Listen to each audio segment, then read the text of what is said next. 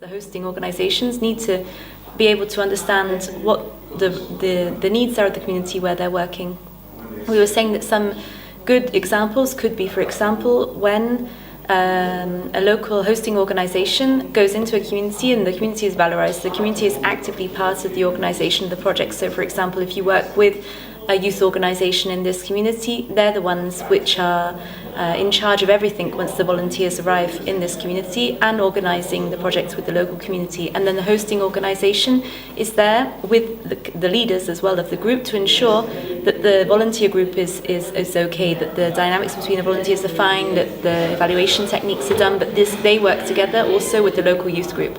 So they're the ones which are ensuring the overall aspects in the actual project itself. In this way, we're valorizing a local organization and respecting their role in their community, and they're seeing the needs of the community itself. And we're also ensuring that the volunteers have a correct volunteering experience in as much as they're being supported along the process.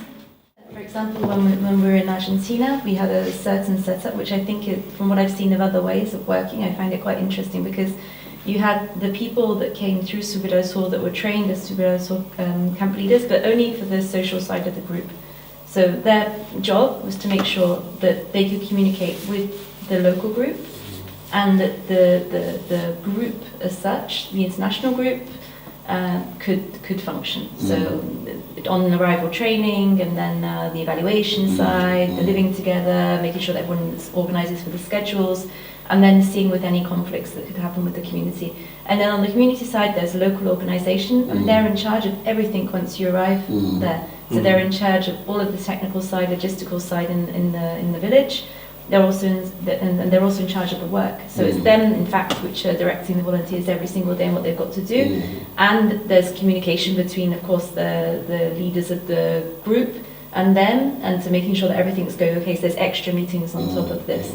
And of course, they're also included in all of the evaluation processes. And we always wanted a few of them to live with the group. So not all of them live with the group because that would make it really big, but at least 2 or 3 actually lived with the volunteer group as well. And then every day we were together and every evening we were together. And then you've got the community, because this local group was working with the community and they've worked out what the local community needs. They're working with the community and everything. So they're the ones that have done all the pre-meetings and everything. And CCIVS had gone to meet with them to organise what the project would be and had met with the community, but it's the local youth group which were really empowering to run what's happening in the community. So it worked really, really well actually. The work camps were very well run.